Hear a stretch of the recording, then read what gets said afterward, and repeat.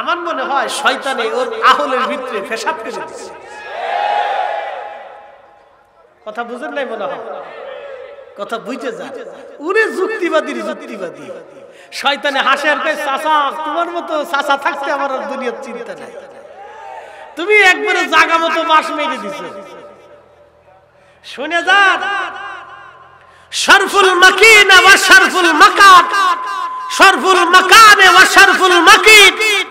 কিছু জায়গার কারণে মানুষের দাম বাড়ে, কিছু মানুষের কারণে জায়গার দাম বাড়ে। মাটির মানুষের ভিতরে রহমতের নবীকে পাঠানোর কারণে এই মানব জাতির দাম বাড়ছে। নবীর কারণে মাটির মানুষের জন্য নবীর দাম বাড়ে নাই, নবীর কারণে মাটির মানুষের দাম বাড়ছে। কথা বলেন ঠিক না ঠিক না?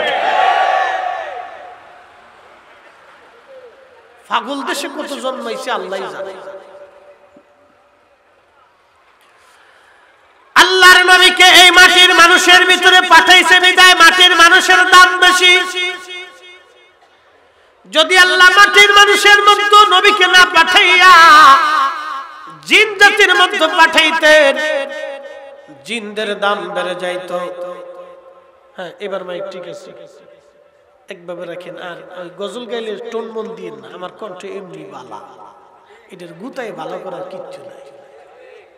বেশি ভালো করতে চাইলে সে দূর থেকে মানুষ যে বেডি ওয়াজ করতেছে, কণ্ঠ চিকুন না, পরে মনে করবো যে বেডি চিল্লাইতেছে। তো যেমনি সেমনি থাক, চলুকেই লোক একসাথে জোরে বলি তো আল্লাহু আকবার। না, চোনার ঘাটের আওয়াজ হয়েছে না, এটা ছোটখাটো একটা মজলিসের আওয়াজ হয়েছে। গলার কাশি কুশি দিয়ে গলাটা সারা। একসাথে জোরে বলি আল্লাহু আকবার। আল্লাহু আকবার ওয়ালিল্লাহিল হামদু বিসমিল্লাহির রাহমানির রাহিম।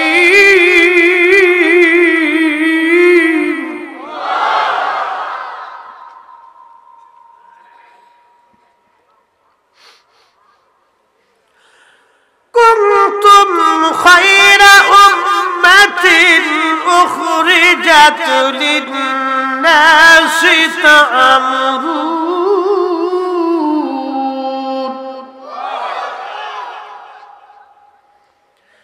আল্লাহ বললেন তোমরা সর্বশ্রেষ্ঠ জাতি। আমাদেরকে আল্লাহ বললেন তোমরা সর্বশ্রেষ্ঠ জাতি, তোমাদেরকে শ্রেষ্ঠত্ব দিলাম। দুনিয়াতে দুইটা কাজ করবা। এক নাম্বার, মানুষদেরকে ভালো কাজের দাওয়াত দিবা, ওয়া তানহাউনা আনিল মুনকার, খারাপ কাজ থেকে তুমি ফিরাইয়া রাখবা। আল্লাহ শ্রেষ্ঠত্ব কেন দিলেন? কিসের জন্য এই মানব জাতিকে শ্রেষ্ঠত্ব দিবেন আল্লাহ? ফেরেশতাদেরকে শ্রেষ্ঠত্ব দেওয়ার কথা, তারা বলল নাহনু নুসাব্বিহু বিহামদিকা ওয়া নুকাদ্দিসু লাক। আল্লাহ, এই মানব জাতি তুমি দুনিয়াতে পাঠাইছো আল্লাহ, আমরাই তো ইবাদত করি, আমরাই হামদ করি, আমরাই তাসবিহ করি। ক্বালু আতাজআলু ফিহা মান ইউফসিদু ফিহা ওয়া ইয়াসফিকু দিমা।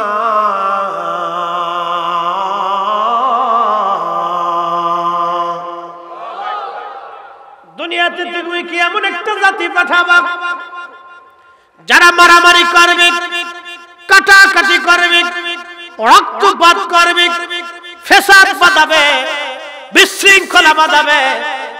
800 বছর ধরে এই উপমহাদেশের মুসলমান নাভির নিচে হাত বেঁধে নামাজ পড়ে শাহজালাল আমানি 360 আউলিয়া, খাজা বাবা আজমেরি, কুতুবউদ্দিন কাকে, নিজামউদ্দিন আউলিয়া, খান জাহান আলী, কমরউদ্দিন রুমি, পৃথিবীর এই উপমহাদেশের মধ্যে যত ওলিরা ছিলেন, মুজাদ্দিদ আল-ফিসানি সিরহিন্দি, শেখ আব্দুল হক মুহাদ্দিস দেহলভী, শাহ ওয়ালিউল্লাহ মুহাদ্দিস দেনবী সমস্ত ওলিরা নাভির নিচে হাত বেঁধে নামাজ পড়লো। মদিনার ইসলাম এটা, রাসূলুল্লাহর তরিকার নামাজ। আমিন আসতে বলল, তারাবির নামাজ 20 রাকাত পড়লো। শাহজালাল ইয়ামানি মুজাররিদি তারাবি যদি 20 রাকাত না পড়ে 8 রাকাত পড়তেন, এদেশের কোটি কোটি মুসলমান 8 রাকাত তারাবি পড়তো। আল্লাহর ওলি ইয়ামানি মুজাররিদি আল্লাহ ওলাদ রাসূল তিনারা যদি সেই দিন নাভির নিচে হাত বেঁধে নামাজ না পড়ে বুকের উপরে হাত বেঁধে নামাজ পড়তেন, এদেশের কোটি কোটি মুসলমান বুকের উপরে হাত বেঁধে নামাজ পড়তো। এরা নামাজের পরে যদি দোয়া না করতেন, এদেশের কোটি কোটি মুসলমান দোয়া করতো না। আজকে যারা আমার দোয়া বন্ধ করতে চায়, আমার দুরুদ মিলাদ বন্ধ করতে চায়, আমার মিলাদুন নবীর মাহফিল বন্ধ করতে চায়, আজকে যারা আমার নামাজের ভিতরে ভুল ধরে, আমার তারাবির নামাজ চুরি করে নিয়ে গেল, আমার ভেতরের নামাজ চুরি করে নিয়ে গেল, হয় ওরা ঠিক না হয় শাহজালাল ঠিক। আর যদি বলেন না 360 আউলিয়া ঠিক, ওলিরা ঠিক, তাহলে ওরা বেঠিক। ওরা আমাদেরকে বেদাতি বলে, অবশ্যই আমরা বেদাতি না, আমরাই অরিজিনাল। এই জমিনে অরিজিনাল, আমরা সুন্নিরে অরিজিনাল। ওরা আজকে যারা আমার মসজিদের মধ্যে ফাসাদ বাঁধাইলো, আমার সমাজে ফাসাদ বাঁধাইলো, আমার পরিবারে ভেজাল বাঁধাইলো, আমার সমাজে বিশৃঙ্খলা লাগাইলো, আমরা 800 বছর ধরে হকের উপরে আছি, 1400 বছর ধরে হকের উপরে আছি। আমাদের মধ্যে যারা অশান্তি বাঁধাইলো, ওরাই হলো এদেশের রোহিঙ্গা ইহুদির দালাল।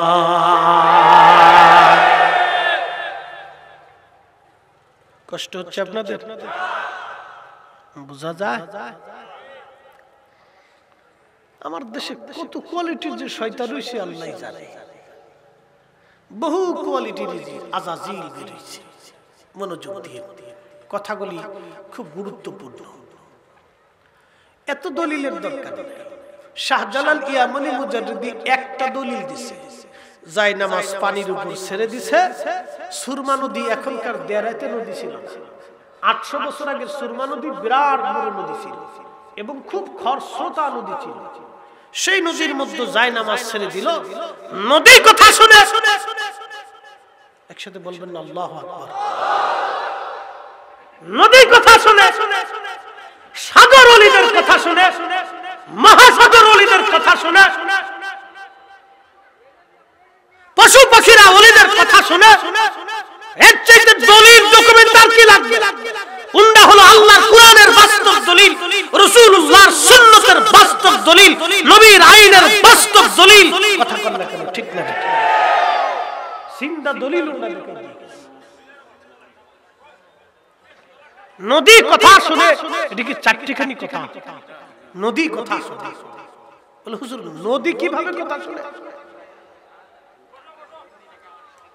বউ করে আমরা বসি, কথা না বলি। কথা বললে মাইন্ডে আধার শেষ হয়ে যায়। ওয়াজের একটা রুলস আছে, আপনারা শুনেন, আমরা ঘামি। বুঝতে পারছেন? আমাদের ওয়াজটা আল্লাহর উপর ভিত্তি করে আমরা চালাই। প্রত্যেক দিন আল্লাহ জবান থেকে নতুন নতুন কথা বের করে। মাঝে মধ্যে আমি চিন্তা করি, এত কথা কোথায় জমা ছিল, কোথার থেকে বের করে আনলাম? আপনাদের এটা সাইডে আরো 2টা সার, তাহলে বুঝতে পারতেছেন 2টার ওয়াজ। আজকে এখানে মিডিয়া একটা ক্যাপচার হলো, পরেরটা আবার মিডিয়া ক্যাপচার হবে। এখানে যে ওয়াজ, ওখানে যদি সেই ওয়াজ করি, তো পাবলিক কবে হুজুর একই ওয়াজ করে।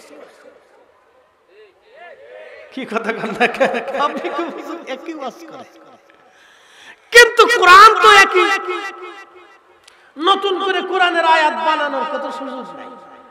রাসূল কারীমের হাদিস একই, নবীর জীবনী একই। নতুন করে রাসূল কারীমের জীবন বানানোর কোনো সুযোগ আমাদের নেই। কিন্তু তারপরেও যতই শুনেন ততই মজা লাগে, যতই শুনেন ততই মজা লাগে। কারণটা কি? যাকে অন্তর থেকে ভালোবাসেন তার কথা শুনলে ভালোই লাগে। আস্তে কোন কেন, জোরে বলে। আর আমাদের দেশের কিছু আছে, রাসূলের শান শুনলে শরীরের ভিতরে জ্বালানি পুরানি চুলকানি শুরু হয়ে যায়। কেন ভাই এত চুলকাই কে? যদি অ্যালার্জি বেশি হয় তো ট্রিটমেন্ট হয়। বেশি অ্যালার্জি হলে তো সমস্যা। বড় আফসোস এই উম্মতের জন্য, যার কারণে নাজাতের উসিলা হবে। আরে যার সোহবত থেকে সাহাবায়ে کرام, সাহাবীদের আগের জীবন কি ছিল, সব আর সাহাবী জান্নাতি। কোন সাহাবীর সমালোচনা আমি করতেছি না, শুধু আগের অবস্থানটা তুলে ধরতেছি। রাসূল পাকের সাহাবী ওমরের আগের হালত কি ছিল? দিন দুপুরে যারা মানুষ হত্যা করত,